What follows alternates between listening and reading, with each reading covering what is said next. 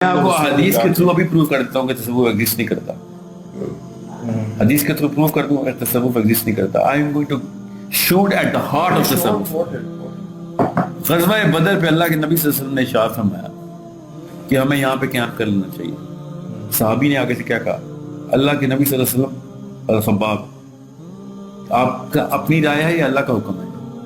اللہ کے نبی صلی اللہ علیہ وسلم نے ارشاد فرمایا میری اپنی رائے ہے. Then he said, okay, let me give you a better one. ہم پانی کے کنویں کے اس طرف سے اسٹینڈ بناتے ہیں, پڑاؤ تو کریں گے, پانی ہمارے پاس آ جائے گا, پیسے بات لیں گے. پروفیسر صلی اللہ علیہ وسلم سے awesome opinion, let's do that. تصوف بلیا میٹ ہو چکا ہے.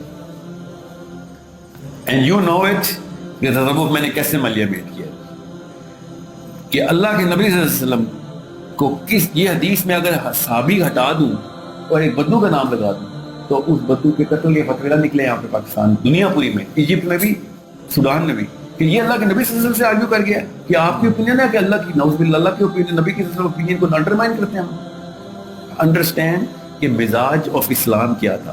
I'm not saying کہ اللہ کے نبی صلی اللہ علیہ وسلم غلطی کر سکتے تھے, but I'm saying is کہ صحابہ اکرام تصوف نہیں پریکٹس کرتے تھے. You know what they were practicing? Openness. تصوف اوپننس کا کلر ہے. دین کی بات پھیلانا صدقہ جاریہ ہے. ثواب کی نیت سے ویڈیو کو شیئر ضرور کیجیے. جزاک اللہ.